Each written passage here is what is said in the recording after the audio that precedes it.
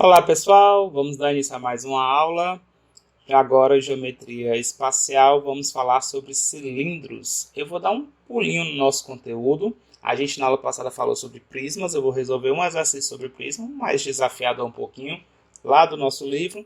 Mas o conteúdo da nossa matéria vai pular o restante do capítulo. A gente vai lá para o capítulo 10, lá na página 232. Porque eu acredito que fica mais interessante falar desse assunto. Agora há pouco a gente falou sobre prismas, né, na última aula. Então tem algumas fórmulas que são parecidas, dá para a gente fazer uma análise bacana com esses dois conteúdos. Então, lembrando a vocês que essa aula é de uso exclusivo dos alunos do professor Hugo Vitor, por favor, não compartilhe essa aula. Lembrando também que eu não estou em estúdio profissional. Eu estou gravando essa aula da minha casa, então podem ter alguns ruídos ao fundo. Eu espero que isso não atrapalhe o aprendizado de vocês. No mais, boa aula para vocês. Espero que vocês consigam aproveitar bem a aula. Deixa livro aberto, acompanha com o caderno aberto. Não fica fazendo lanche enquanto está assistindo a aula, certo? Acompanha na seriedade e depois a gente tira dúvidas lá no nosso encontro do MITS, tudo bem? Vamos iniciar nossa aula resolvendo uma questãozinha sobre o prisma bem bacana.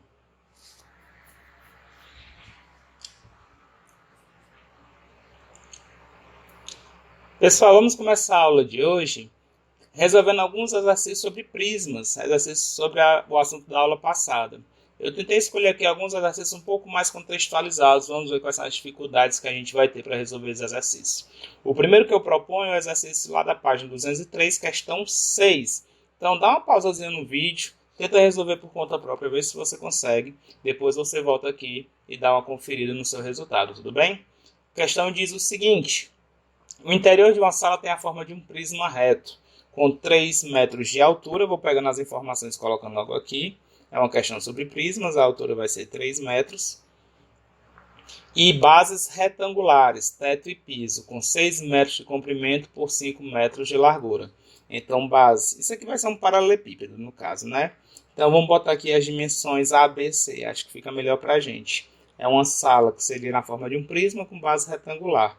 Então, a altura A igual a 3 metros. O comprimento C, ele diz que vale 6 metros. Vou botar depois, botar na ordem alfabética pelo menos. B seria a largura que a gente usa, 5 metros. E o comprimento C, 6 metros. Informações que são dadas no enunciado da questão. Continuando. Nas paredes há duas portas retangulares de 1 metro, 1,3 metros por 2 metros. Então a gente tem duas portas retangulares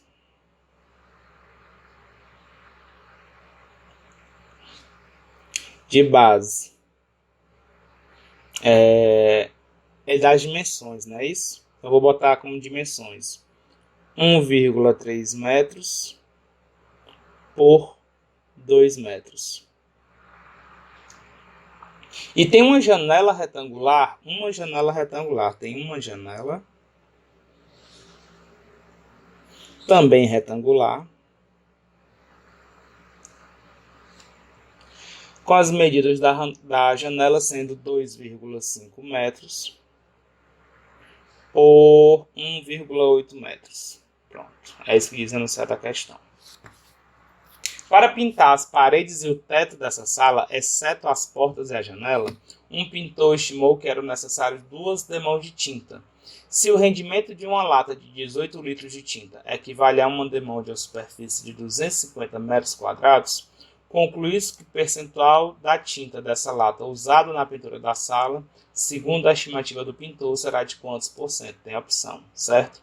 Ele dá uma observação que demão é cada camada de tinta aplicada na superfície. Então, ele diz o seguinte, que a lata de tinta tem 18 litros e essa lata equivale a uma superfície de 250 metros quadrados.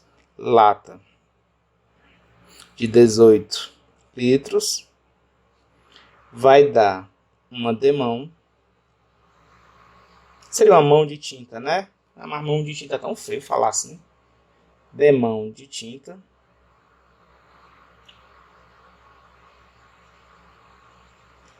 de 250 metros quadrados. Pronto, são as informações que a gente tem na questão. Repare que aqui a gente não vai encher a sala de tinta, né? Para encher essa sala toda. Não, a gente vai pintar as paredes. Então, quando a gente fala de pintar as paredes e o teto, o piso, não. A gente está falando de cálculo de áreas. Então, a nossa sala, que é no formato de um paralelepípedo reto-retângulo, ele diz que é um prisma reto e as bases são retangulares. Paralelepípedo, reto-retângulo. Então, a gente vai ter as medidas que ele nos deu.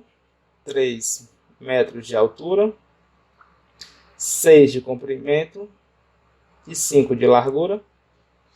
Ali é um 3, deixa eu ajeitar aqui.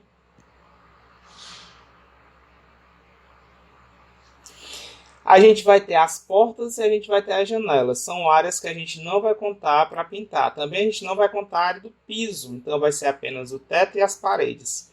Se eu fosse pintar tudo, teto e paredes, sem me preocupar com as portas e com a janela, a gente teria a área da superfície lateral, mais uma área de uma das bases. Então, a área que vai ser pintada, se fosse a área só da sala, a área da sala. A área das paredes, na verdade, como é que eu posso falar? A área lateral é a parte teórica, né? Porque eu ainda não vou dizer que é das paredes porque tem as portas. Então, é a área lateral mais a área de uma base. É nessa região que a gente vai pintar. Eu não vou pintar a outra base que seria o piso. Seria só uma base que é o teto. Então a área lateral toda vai representar a área das paredes, mas a gente está considerando ainda com as portas, já a gente vai retirar esse valor. E o teto.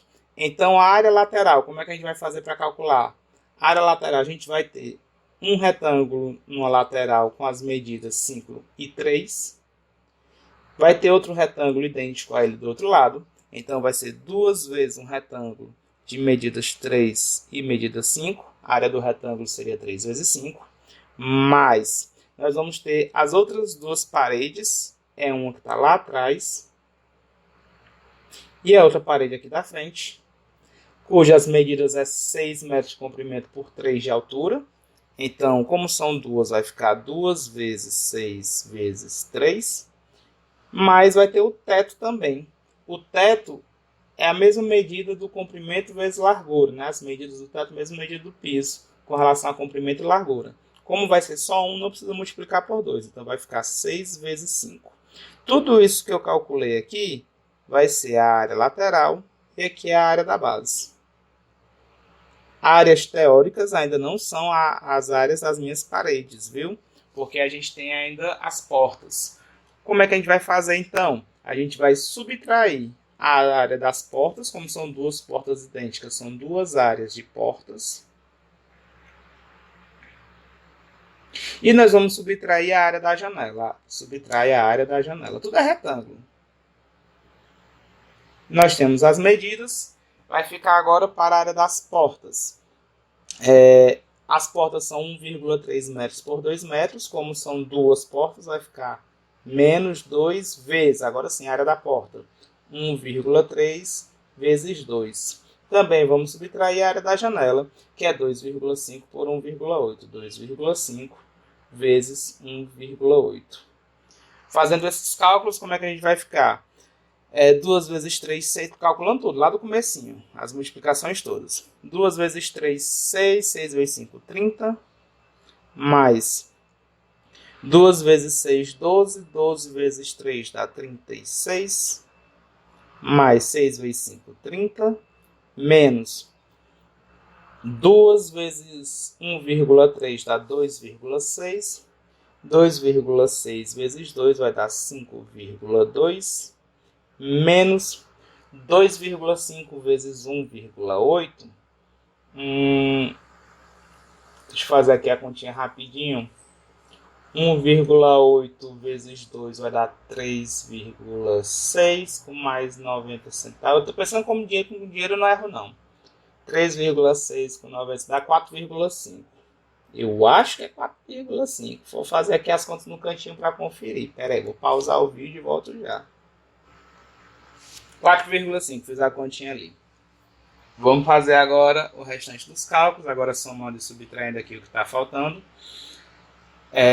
Nós vamos ter 30 mais 36 mais 30 aqui vai dar 96.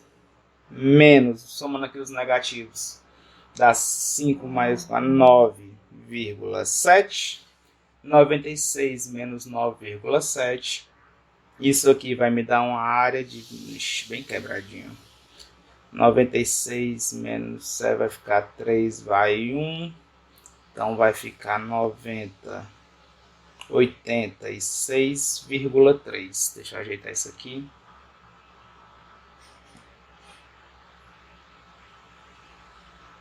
86,3 metros quadrados.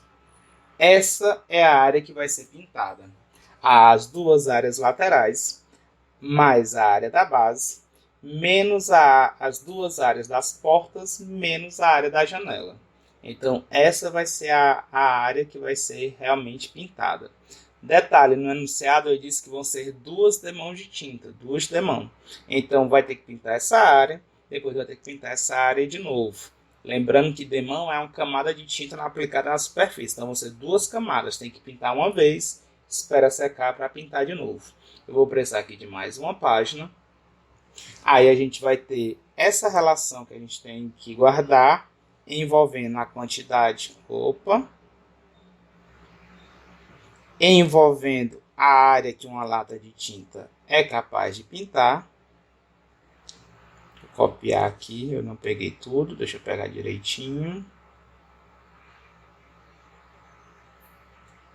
Copiar, vamos aqui para outra página.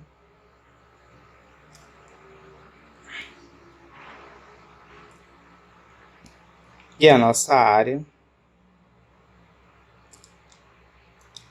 a pintar foi o que nós calculamos agora há pouco. Só olhar aqui para conferir, 86,3 é 2 vezes 86,3. 86,3, isso mesmo, metros quadrados. Por que 2 vezes? Porque são 2 demãos de tinta. 2 demãos de tinta. Então, aqui vai dar como resultado 2 vezes 3, 6, bota a vírgula, 2 vezes 6, 12, vai 1, 2 vezes 8, 16, com 1, 17, 172,6 metros quadrados. Para finalizar, a gente vai fazer uma regrinha de 3. Então, a lata tem 18 litros, essa lata vai pintar uma área de 250 metros quadrados. Qual vai ser a área que a gente vai... Qual a quantidade de tinta que a gente vai precisar para pintar 172,6 metros quadrados? A gente vai ter o seguinte, 18 litros de tinta, vão pintar 250 metros quadrados, é a área que vai conseguir pintar. Então, X litros de tinta vão ter que pintar 172,6 metros quadrados. Quanto é que vai ser esse valor do X? Aqui a gente vai ter uma regra de 3 diretamente proporcional. Quanto maior a área, mais tinta eu vou precisar. Quanto menor a área, menos tinta eu vou precisar. Então, basta você resolver como sendo uma igualdade de frações. Aqui é um simples de igual, viu?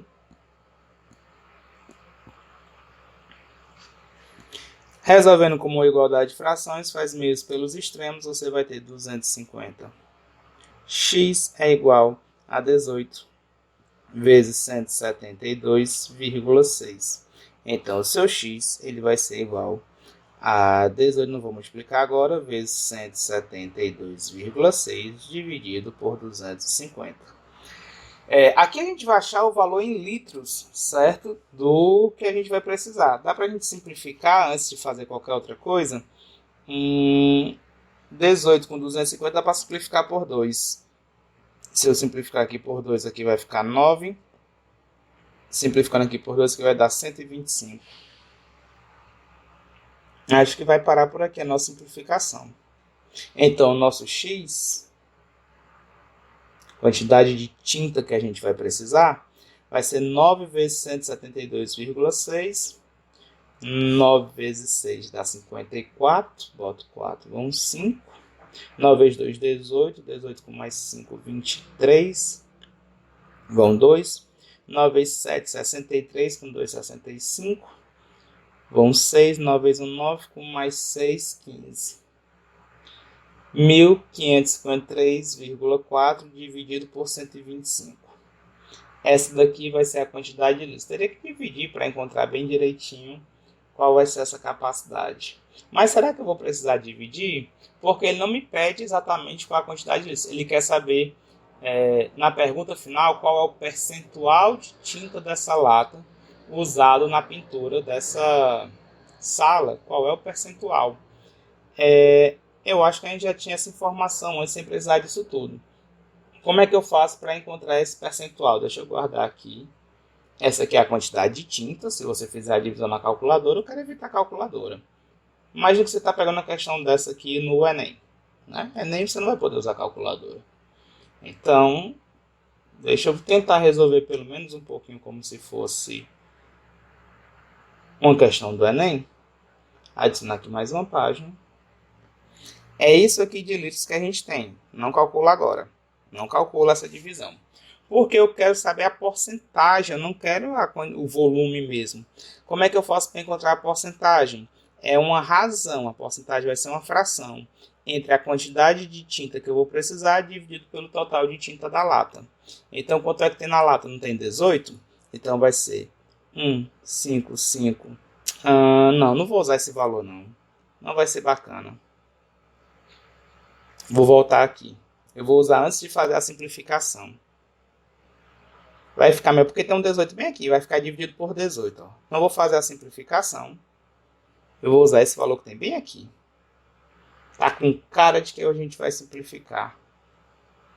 Aqui, ó. Olha. Porque a gente vai ter o nosso x. Deixa eu apagar o x do outro. Bastão. A gente vai pegar isso aqui em litros. Não bota na calculadora, não. A porcentagem vai pegar esse valor x e dividir pelo total. Quanto é o total que tem na lata? São 18 litros. Então, isso aqui vai ficar 18 vezes 172,6 dividido por 250. Tudo isso dividido por 18. Pode parecer feio uma divisão de fração, mas vai simplificar. Quer ver? Ó? Embaixo do 18 é como se tivesse 1. Aí você faz uma divisão de frações, onde repete a primeira. 18 vezes 172,6 dividido por 250. É só repetir.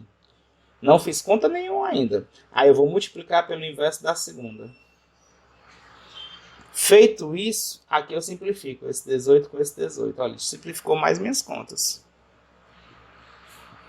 A gente vai ter aqui esse 250, 172,6 dividido por 250.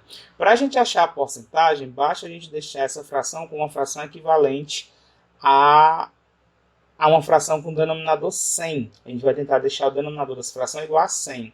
Aqui não é 250.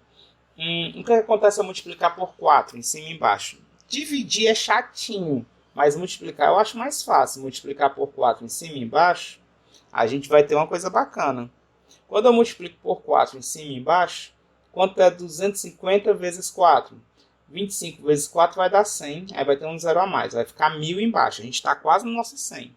Em cima, multiplicar por 4, eu consigo de cabeça. 4 vezes 6 dá 24, boto 4, vão 2. 4 vezes 2, 8, com mais 2, 10, vai 1. 4 vezes 7, 28, com mais 1, 29, vão 2. 4 vezes 1, 4, com mais 2, 6. Tem uma casa decimal na pergunta, fica uma casa decimal na resposta. Agora eu estou com o denominador 1000, eu não quero 1000, eu quero o denominador 100. Então eu vou andar uma casa com a vírgula para a esquerda. Vai ficar 69,04 dividido por 100. 69,04 dividido por 100 é a mesma coisa que 69,4%. 69,04, não é 4, não é 0,4, desculpa. Por cento. E a opção que a gente vai ter com esse valor é o item B. Exatamente esse valor, item B. 69,04. Então, cuidado na hora de fazer essas contas. Se você quiser ficar dependente da calculadora, dá certo. Você faz as divisões e acaba chegando no resultado aproximado. Talvez tenha algum erro aí ou não. Mas, caso contrário, você pode tentar usar estratégias para simplificação. Ufa, pensa na questãozinha bacana, onde a gente usou ideias de cálculo de áreas sem precisar decorar fórmula. Então eu vou voltar aqui. Quem quiser pausar o vídeo aí para copiar, pause. Não é obrigado, lembrando que não é obrigatório, certo? Vou passar aqui mais uma vez. Quem quiser copiar, pausa aí o vídeo. Copia. E agora a última parte está aqui. Certo, gente? É uma questãozinha bem mais complexa. Claro que tem questões mais complexas, não só questões elementares. As mais simples eu costumo fazer no início do conteúdo, mas depois que a gente já vê o conteúdo, a gente já pode passar para questões mais contextualizadas. Não tem problema nenhum eu fazer uma questão como essa para vocês. Tá aqui, então, vamos agora para o próximo. Na verdade, a gente vai dar início agora ao conteúdo da nossa disciplina, tudo bem? Da aula de hoje. Foi só uma questãozinha para a gente esquentar. Qualquer dúvida, vocês perguntam lá no Mix.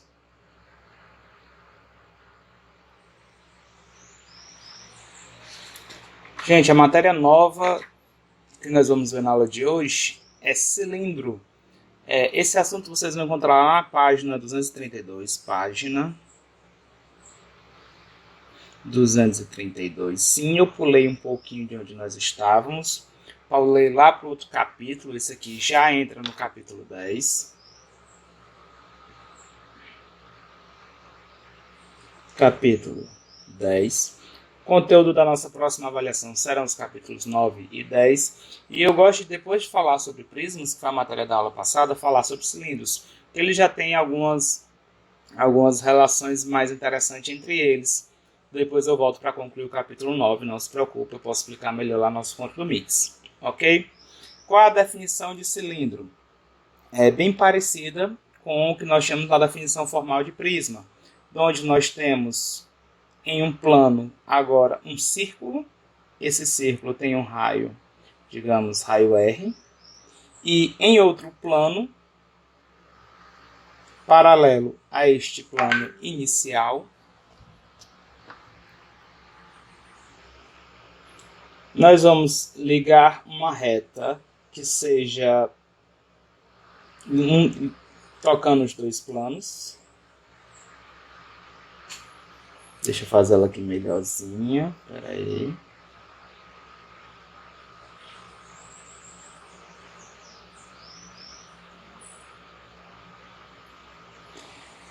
E para construir o nosso cilindro, nós vamos pegar todas as retas que sejam paralelas a essa reta dada, passando pela circunferência que nós vamos ter. Então é interessante ter a circunferência em um plano e esta reta, e nós vamos pegar todos os segmentos paralelos a essa reta. A interseção desses segmentos até chegar lá no outro plano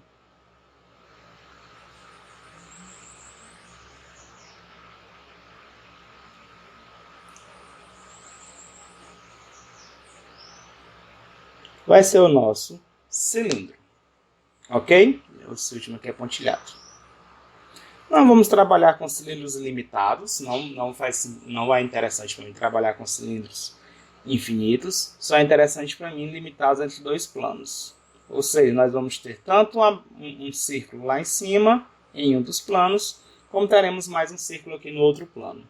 Então, esse vai ser o nosso cilindro. Ok? A definição formal vocês encontram na página 232.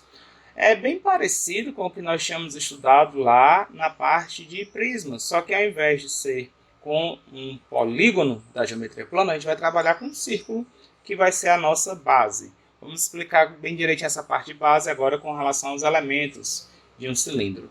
A gente vai ter o círculo que a gente vai precisar para formar o cilindro, vai ser chamado de base. Na verdade, os dois círculos que vão aparecer aqui serão as nossas bases. Então, o cilindro também terá duas bases. E essas bases sempre serão círculos para a gente. Então, o nosso cilindro será o cilindro circular. Nós vamos ter o raio da base, que é a distância do centro dessa base até uma das extremidades da circunferência. Está aqui o meu raio da base. Nós vamos ter o eixo do nosso cilindro, que liga os centros dos círculos. Esse aqui seria o nosso eixo.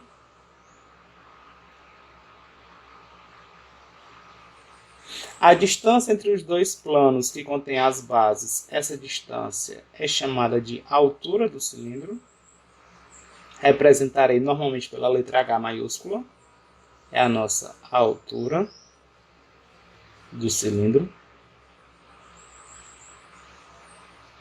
Lembrando que essa altura, por ser uma distância, ela sempre forma 90 graus com as bases, viu? E os segmentos que vêm pela parede do nosso cilindro, que é paralela ao eixo, passando pela parede, deixa eu pegar aqui nessa lateral, qualquer segmento que você faça em linha reta, ligando as bases do cilindro, só que vindo pela parede, de forma que vai ser paralela ao eixo, esse aqui vai ser o que nós chamamos de geratriz do cilindro. Ok? Então, esses aqui serão os nossos elementos do cilindro. Para falar de planificação, eu estou sem espaço. Eu vou abrir uma outra tela aqui e já eu volto com vocês.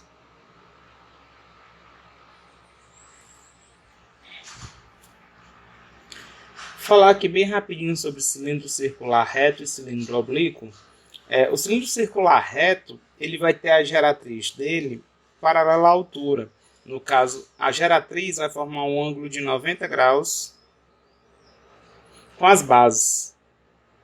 É uma situação bem interessante, porque normalmente quando a gente trabalha com cilindro circular reto, ele normalmente já fala para a gente o valor da altura do cilindro. Nesse caso, a altura vai coincidir com a geratriz. No caso, o cilindro circular reto, a altura coincide com a geratriz. Já o cilindro oblíquo, problemas que envolvem cilindros oblíquos já são um pouquinho mais trabalhosos, porque a geratriz e a altura, elas não coincidem. Então, a altura, que é a distância entre as duas bases, ela tem que formar um ângulo de 90 graus com o plano das bases, e a geratriz, que seria praticamente o caminho em linha reta de uma base até a outra pela parede do cilindro, vai formar uma certa angulação, uma certa inclinação com o plano da base diferente do ângulo de 90 graus. Então, algumas questões que envolvem cilindros oblíquos envolvem trabalhar com o triângulo, onde você vai ter a altura e a geratriz do cilindro, ok? Antes de concluir essa parte para a planificação, que eu precisava comentar um pouquinho disso aqui antes de falar de planificação, a gente pode falar um pouco de cilindro de revolução. O que seria o cilindro de revolução? Imagina que eu tenho uma haste de metal, que seria uma haste, né? O material não me interessa. Tem aqui uma haste, e eu tenho pregado nessa haste uma espécie de retângulo. Uma chapa metálica no formato de um retângulo, onde um dos lados do retângulo fica pregado inteiramente na haste. E eu faço essa haste girar bem rápido, bem rápido, bem rápido, bem rápido, bem rápido. Qual vai ser a região ocupada no espaço por esse retângulo enquanto essa haste está girando bem rápido? A região que ela vai ocupar é a região formada por um cilindro. Para você visualizar esse cilindro, use essa haste como um espelho. É o que nós chamamos de eixo de rotação.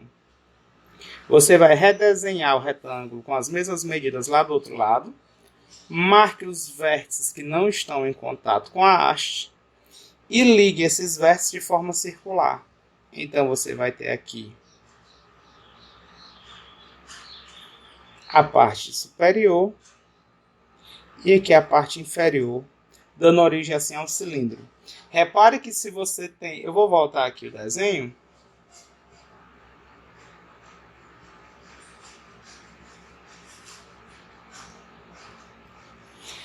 Se você tem aqui, nessa situação da figura, um retângulo com base e altura de retângulo, essas medidas vão se transformar quando a gente for lá para o cilindro de revolução. Então aqui nós temos a base e a altura, onde eu estou utilizando letras minúsculas. Na hora que eu vou fazer novamente o meu cilindro de revolução,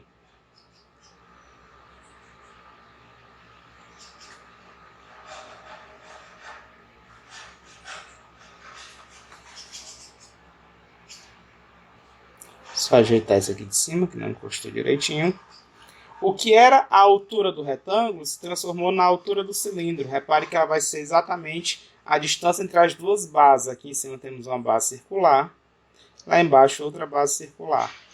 E essa base do retângulo, que eu usei a letra B minúscula, ela vai coincidir com o raio da base do cilindro. Então, no caso de um cilindro de revolução, você vai encontrar um cilindro circular reto por meio da rotação de um retângulo, e as medidas desse retângulo vão gerar medidas para a gente lá no cilindro. No caso aí seria o raio da base e a altura do cilindro. Vamos falar um pouquinho sobre planificação de cilindro.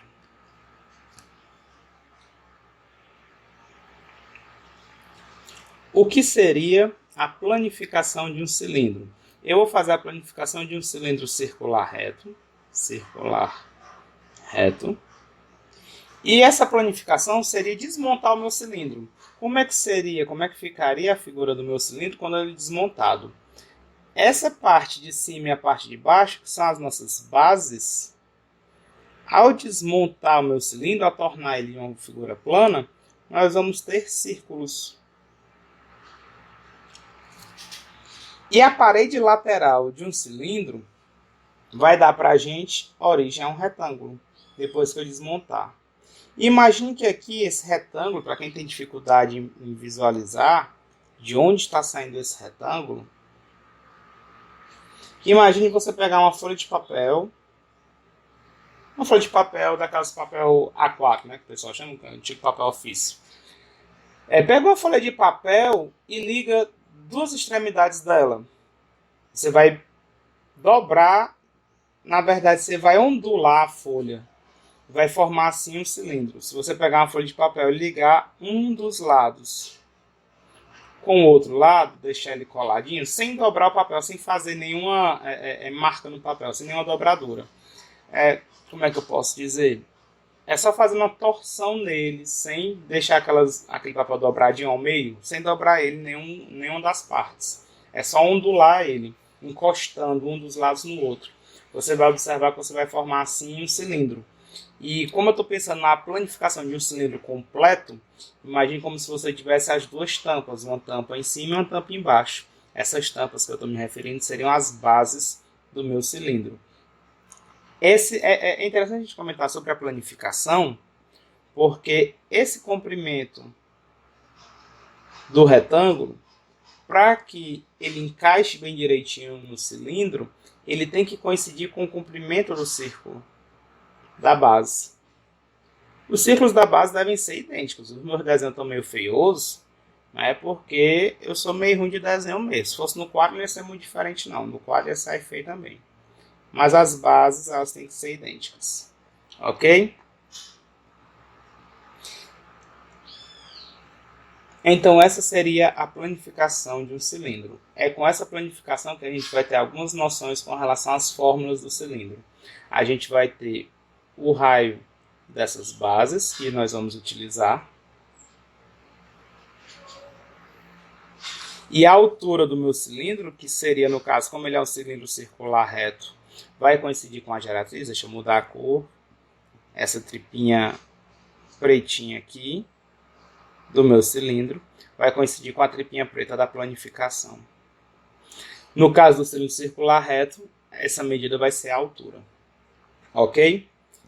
Já o comprimento da base, que seria todo esse contorno da base, a tripinha vermelha que eu estou fazendo agora, vai coincidir com a tripinha vermelha lá da planificação.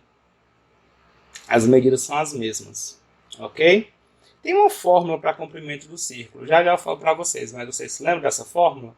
Fórmula do comprimento do círculo e fórmula da área do círculo. Comprimento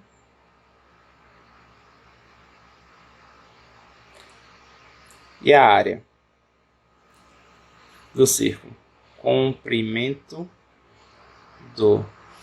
No caso, seria comprimento da circunferência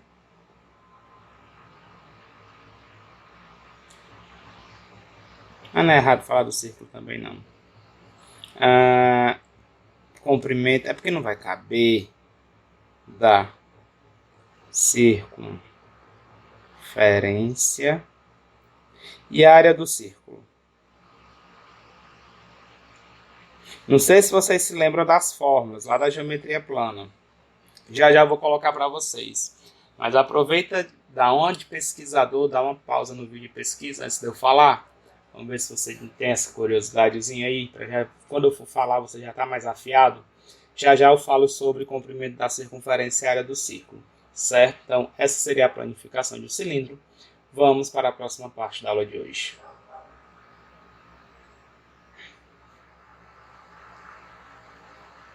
Secção de um cilindro. Quando eu falo em seccionar um cilindro, eu estou falando em cortar o cilindro. Quais são os cortes que me interessam? São dois tipos. Corte não, vamos falar com o nome correto. Secção. Quais são as secções que me interessam? Secção transversal. Quando eu falar em secção transversal, eu estou me referindo a um corte, a uma secção que seja paralela aos planos das bases. Dessa forma, a área da minha secção, a área do meu corte, a área de interseção entre o plano e o cilindro será um círculo de mesma área que as bases, ok? Mesma medida do raio, mesma área. E a secção meridional de um cilindro seria um corte agora vertical, mas não de qualquer maneira. Eu preciso tocar os centros desses círculos das bases. Então, eu vou fazer um corte aqui de modo... Deixa eu pegar aqui do jeitinho bacana.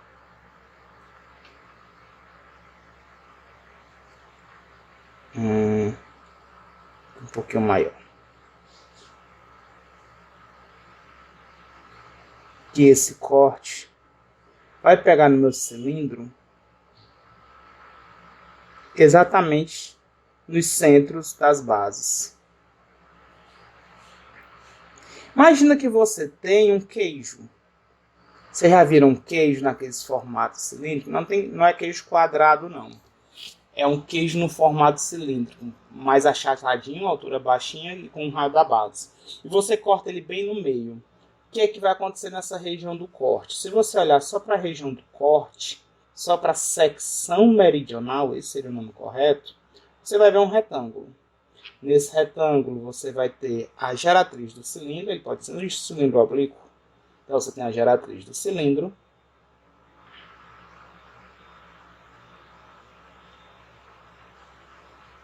E você tem o raio da base.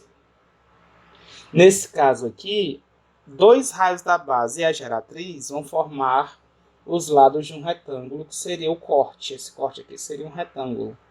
No caso de um cilindro circular reto, ou um paralelogramo, no caso de um cilindro oblíquo. Para a gente vai interessar bem mais cilindros circulares retos, certo? Cilindro oblíquo é muito difícil a gente trabalhar, acho que no nosso livro não tem muitas questões, se tiver a gente resolve. Mas possivelmente cilindro circular reto é mais comum de aparecer. Uma coisinha para falar antes de terminar essa parte de secções é quando a gente falar em cilindro equilátero. Só para terminar aqui, no corte meridional a gente vai ter as medidas do raio da base e outro raio. Isso aqui seria o nosso diâmetro da base. 2 vezes o raio, lá em cima, eu fiz a tripinha preta, ó. Tem que pegar no centro no corte meridional, ok? O que é um cilindro equilátero? O cilindro equilátero é quando você faz um corte meridional e ao invés de aparecer um retângulo na área da secção, aparece um quadrado. Então, ao fazer o corte meridional em um cilindro equilátero,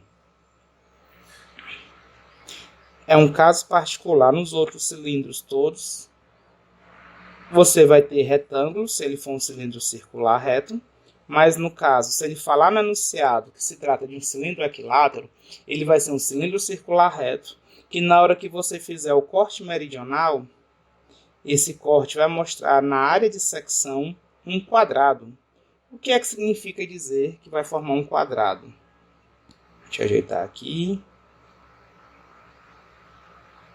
Significa que o diâmetro da base e a geratriz, no caso a altura, elas vão ter a mesma medida.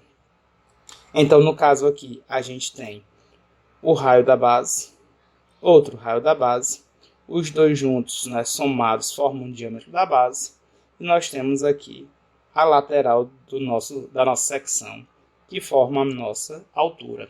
Se o cilindro for equilátero, o diâmetro da base, que vale 2 vezes a medida do raio, vai ser igual à altura do cilindro. Só vai acontecer se o cilindro for equilátero.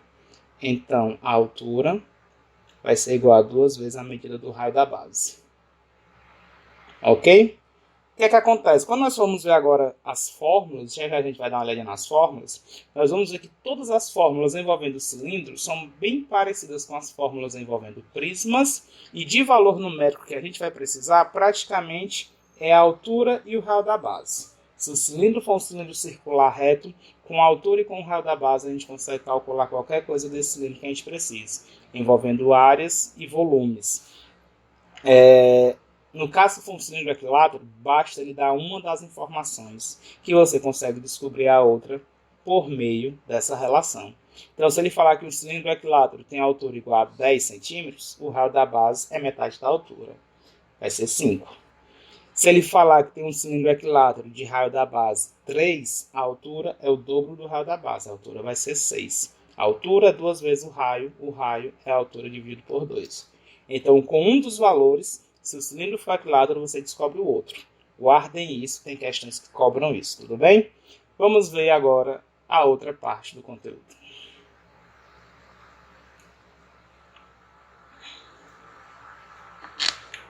Fórmulas envolvendo cilindros. O que é que eu posso pedir para vocês calcularem sobre cilindros? Área lateral, área total, volume. Essas 3 coisas. O que é que vai me ajudar a descobrir que fórmulas usar? É a planificação. Na planificação, já deixei aqui preparadinho do lado, a gente vai ter lá no nosso cilindro original o raio da base. A base é um círculo. De raio, a gente vai considerar aqui raio R. E a altura, no caso do cilindro circular reto, vai coincidir com a geratriz. Então, as fórmulas que eu vou apresentar para vocês, elas são fórmulas para o cilindro circular reto. Tudo bem? Aqui está a nossa altura. Você encontra essas fórmulas lá na página 235. Vou orientar aqui vocês com relação a isso. Está aqui. Quando a gente faz a planificação, as nossas bases continuam tendo raio, continuam sendo círculos. Raio da base. E a nossa altura, ela vai virar uma das laterais do retângulo que deu origem à parte lateral do cilindro, que vai ser a minha altura. Olha, eu pedi para vocês darem uma pesquisada com relação à fórmula de área e de comprimento de círculos, não foi? Comprimento da circunferência tem uma fórmula. 2 vezes o valor do π vezes o raio da circunferência. É essa fórmula de comprimento que a gente usa normalmente. Ou vocês devem ter encontrado o diâmetro da circunferência vezes π, certo? Uma das duas é a mesma coisa, certo? Por que que ela vai ser importante para a gente? Porque o comprimento dessa base, que seria todo esse contorno da circunferência, o comprimento é o contorno, é a beirada, é o limite da circunferência, essa linhazinha que a gente tem aqui que delimita a nossa circunferência. Ela tem que encaixar exatamente nessa lateral do retângulo. Encaixando bem direitinho, o nosso cilindro fecha. Então, uma das medidas do retângulo vale exatamente o comprimento da circunferência, que é 2 vezes π vezes r. Esse retângulo, quando eu for calcular a área lateral, é ele que vai me ajudar. Porque a área lateral de um cilindro é equivalente à área desse retângulo da planificação. Como é que eu calculo a área de um retângulo? Não é base vezes altura? No caso aqui, comprimento vezes largura. O comprimento que a gente está trabalhando coincide com o comprimento do círculo da base, 2πr, e a altura é h. Então, a área lateral, fórmula da área lateral de um cilindro, é o comprimento 2πr vezes a altura h. Pronto, essa é a nossa fórmula que nós vamos utilizar para a área lateral. Como calcular a área total de um cilindro? Gente, além da área lateral, nós temos 2 bases que são círculos. Então, a área total é a soma da área lateral com essas 2 bases. Então, a área total seriam todas as áreas que a gente vai trabalhar. Seria o retângulo que representa a área lateral, mais as áreas das duas bases. Como elas são iguais, você calcula só uma delas, a área da base, e multiplica por 2, 2 vezes a área da base. Então, eu posso criar uma formulazinha. Repare que até aqui é a mesma fórmula que a gente tem lá para prisma. Mesma fórmula. A diferença é que no prisma, a área da base pode ser qualquer polígono da geometria plana. Agora, aqui a gente tem sempre no cilindro a base sendo círculo. Então, se a base sempre vai ser círculo, a gente vai ter uma fórmula para a área total mais arranjadinha. Onde a área lateral a gente acabou de ver que é 2πrh. Mais 2 vezes a área da base, é a área de um círculo. Como é que a gente calcula a área de círculos? Πr ao quadrado. Vamos dizer que você não sabe a diferença de círculo para circunferência não, né? Por favor. Tudo bem, não sabe? Eu vou falar. Não nenhuma, praticamente nenhuma. Alguns autores que são cri-cri dizem que circunferência é a borda, é só esse contornozinho, e círculo é a região toda. Então, circunferência seria só esse contorno da base, e o círculo seria a região toda limitada pela circunferência. Então, a área quem tem é círculo, comprimento quem tem é circunferência. Tem alguns autores de livros de matemática que falam isso, mas a maioria dos que eu vejo não tem diferença não, chama do que você quiser que dá certo. Pronto, é a mesma coisa. Mas qualquer coisa, tá aí a diferença que alguns autores consideram. Vamos para frente. 2πr ao quadrado é a fórmula da área da base multiplicada por 2, porque são duas bases, por isso tem esse 2. A fórmula mesma é só πr ao quadrado. A área total, eu posso colocar os termos comuns em evidência, e fica 2πr, que multiplica h mais r. Então, acho que o livro de vocês traz essa fórmula, lá na página 235. Eu não gosto de decorar muita fórmula, eu não gosto. Alguns alunos também não gostam. Então, para quem não gosta de decorar muita fórmula, guarda a mesma fórmula que você usa lá no Prisma. Por isso que eu estou botando essa aula logo depois da aula de Prisma. A área total é a mesma fórmula da área do Prisma, a área total do Prisma. A diferença é que a base do cilindro são círculos. Lá no Prisma as bases podiam ser qualquer figura da geometria plana, mas aqui sempre vai ser círculo. Então, se você não quiser decorar a fórmula, decora só um para as duas. Ok? Tanto faz. Finalmente o volume também a gente vai ter uma regrinha parecida. Deixa eu tirar um pouquinho desse retângulo que ficou grandão. Pegou o espaço do outro. Botar ele menorzinho. Tá aqui a área total. É a fórmula que vem no livro.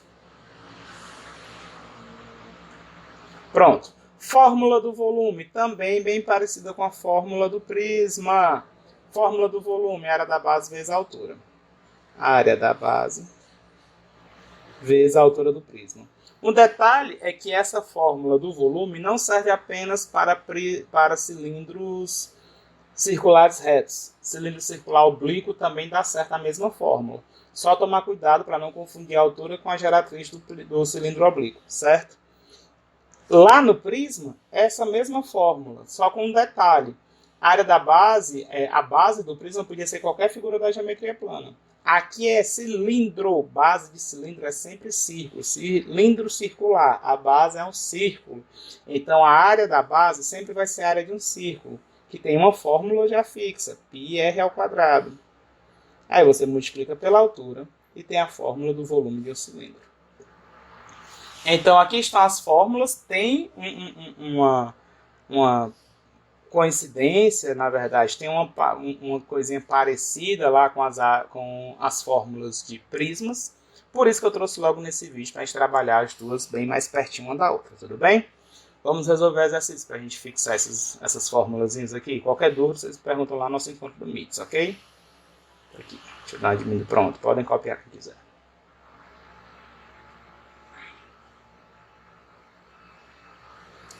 Vamos começar resolvendo aqui o exercício proposto lá na página 236, página 236. Começar com um facinho, mais simples, aplicação de fórmula para a gente fixar. Questão 3. Em um cilindro circular reto de altura igual a 5 metros, o raio da base mede 2 metros. Eu estou colocando aqui os valores numéricos que ele dá na questão. calcule nesse cilindro o item A, a área lateral. A área lateral é uma das fórmulas que a gente viu agora há pouco. É o comprimento de um círculo, 2πr, vezes a altura. É o comprimento da base vezes a altura do cilindro. Pronto, eu sempre decoro esses detalhezinhos por conta do retângulo da planificação, certo? Aí vai do gosto de cada um como você vai decorar. A área lateral, substituindo os valores, é 2 vezes. Eu não comentei há pouco, mas o π é aquele mesmo bendito π que vocês conhecem lá na geometria plana, que mede aproximadamente 3,14. Não vamos substituir, vamos empurrar esse bendito π até o final. A gente só substitui na hora de dar o resultado final, ok? Então a gente vai ter 2 vezes o valor do π, vezes o raio é 2, a altura é 5. Então a área lateral, 2 vezes 2, 4, 4 vezes 5, 20 vezes π. Aqui, como muitos de vocês vão precisar trabalhar com a parte de aplicação, eu recomendo que substitua o valor do π. Usa a calculadora mesmo, se vocês vão estar fazendo essas contas em casa. Então não precisa quebrar a cabeça fazendo conta braba. Mete na calculadora e vê no que é que dá. Então essa seria uma das respostas. 20π metros quadrados é a unidade de área. Mas eu também posso entregar multiplicando o 20 por 3,14. Lembrando aqui que o π vai receber essa aproximação para a gente de 3,14. Mesmo que não seja dito na questão, você faz essa aproximação na sua calculadora, certo? Para mim, assim, no geral, esse resultado já é satisfatório. Mas é interessante que a gente se acostume logo a substituir, quando for na prática vocês vão precisar em algumas situações. Então, substituindo e multiplicando, eu vou botar aqui na minha calculadora, se eu não me engano dá 6,28, só que a vírgula de uma casa. Então, fica 62,8 metros quadrados. Confiram aí na calculadora de vocês se é esse resultado mesmo, ok? Letra B. Nós vamos ter no item B, ele pergunta a área B de uma das bases. A área de uma das bases, eu vou usar a letra que ele usa. Eu não gosto de usar só o B, não. Mas está aqui, o B vai ser igual. A base é um círculo, então vai ser a fórmula π vezes r ao quadrado. A base vai ser π vezes 2 ao quadrado. A base vai valer 4 vezes π, como é uma área metros quadrados, eu não gosto de representar só com esse B. Aí você bota na calculadora, vê quanto é que vale essa base, multiplicando 3,14 por 4. É 3,14 ou 3,14? E aí? Como é que é a fala correta? Eu sempre tive essa dúvida. Vamos lá.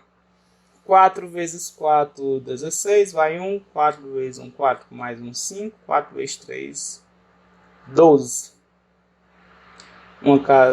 Duas casas decimais, metros quadrados. 12,56 metros quadrados. Letra C.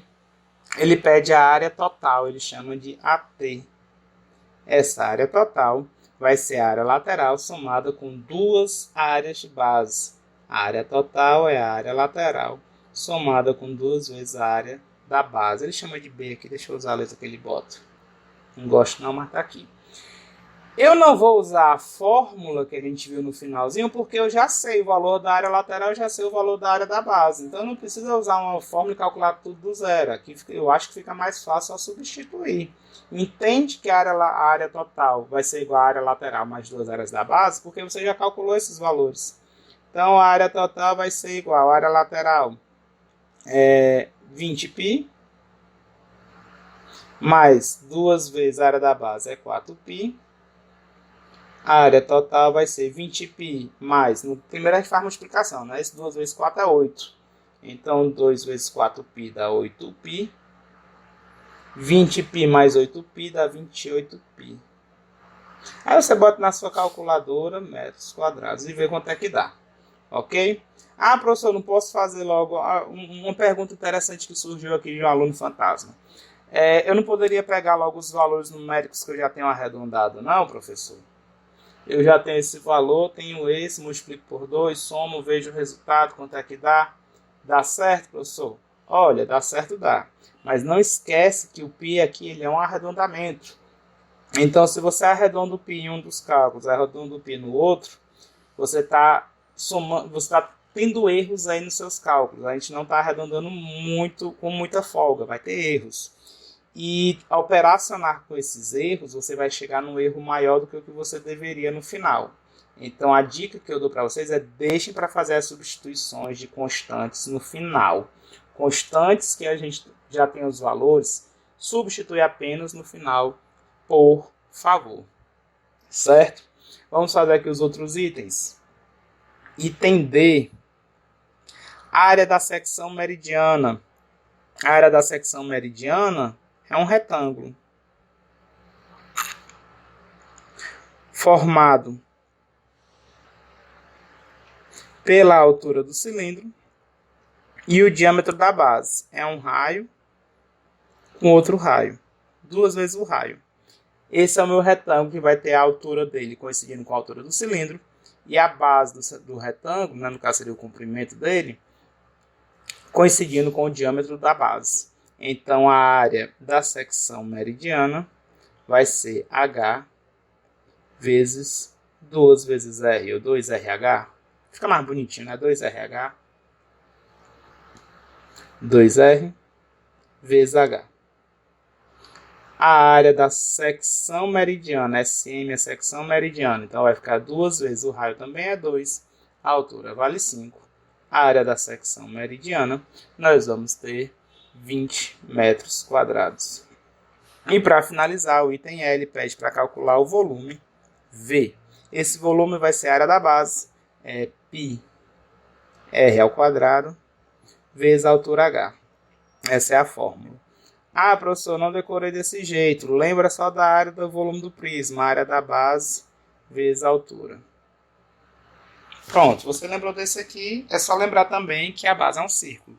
Então você vai ter o volume igual a π r ao quadrado vezes h. Volume vai ser π vezes o raio é 2, 2 ao quadrado vezes h. H é 5, bota logo o valor. Volume vai ser 2 ao quadrado, 4. 4 vezes 5, 20. Π. No caso aqui, a unidade de volume é metros cúbicos. Coloque esses valores aí na calculadora. No caso, esse aqui tá fácil, né? A gente já fez ele praticamente agora há pouco, né? O resultado numérico acabou coincidindo com outro item que a gente fez. Mas o do item C, não. Coloque o C aí na calculadora e veja no que é que dá. Ok? No caso aqui vai dar 62,8, é isso mesmo? 20π, tá aqui, ó, 62,8 metros cúbicos. Vamos agora fazer um exercício um pouquinho mais desafiador. Esse aqui foi tranquilo, não foi? Se não foi, qualquer dúvida você me pergunta lá no nosso encontro do Mix.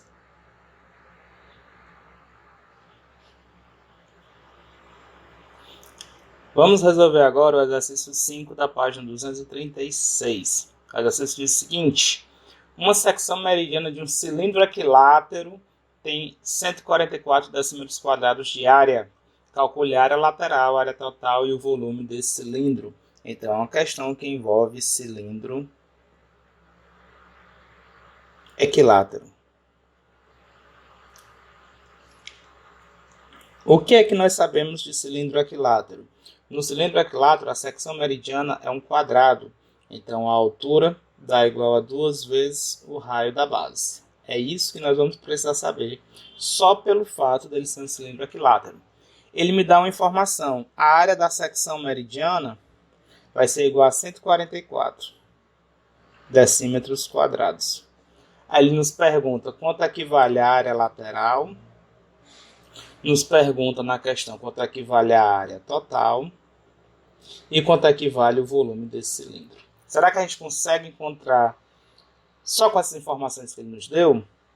Acredito que vai dar certo, porque como é que eu faço para encontrar a área da secção meridional? A área da secção meridional vai ser a altura vezes o diâmetro, né, que seria 2 vezes o raio da base. Sendo que a secção meridiana ela é um quadrado. Se é um quadrado, então o diâmetro vai ser igual à altura.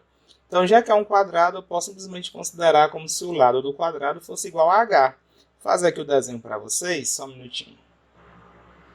Pronto, eu só fiz copiar e colar a questão o cilindro equilátero que a gente já tinha desenhado hoje.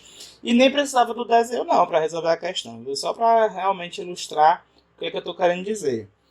Estou falando que essa altura do cilindro equilátero vai ser igual a 2 vezes o raio da base. Então, essa área da secção meridiana é um quadrado. Então, eu posso considerar o H como sendo o lado desse quadrado.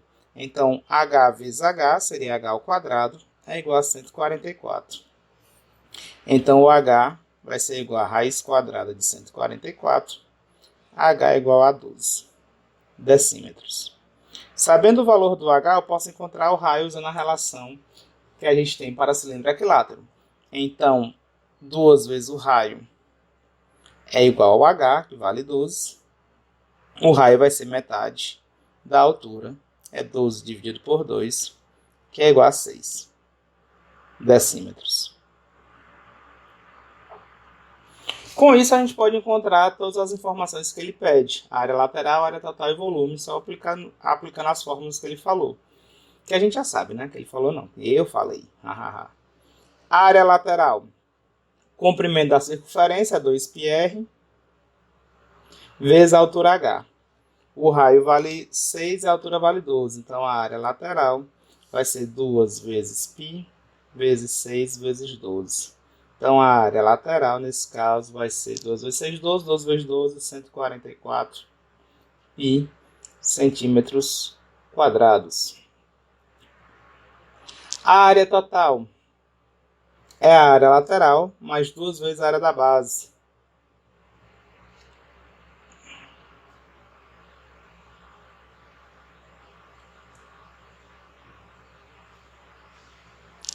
A área da base, ficou tão feio aqui esse mais, espera aí. A área da base é πr ao quadrado e a área lateral a gente já calculou que é 144 π. Mais 2 vezes a área da base é π vezes o raio que é 6 ao quadrado. A área total vai ser igual a 144 π mais 6 ao quadrado é 36. 36 vezes 2 dá 72 π. Então, essa área total, 144 π mais 72 π, 2 com 4, 6, 4, 7, 11, vai 216 π decímetros quadrados. Aqui ficou meio espremidinho, deixa eu colocar em outro local, botar ali em cima. Área total, 216 π decímetros quadrados. Só fiz pegar esse resultado e joguei para cá. Ok? Questão de espaço. Finalmente, o que falta para a gente concluir seria o volume. O volume desse cilindro, a gente não precisa da figura. A gente já usou o que a gente precisava, vou apagar a figura.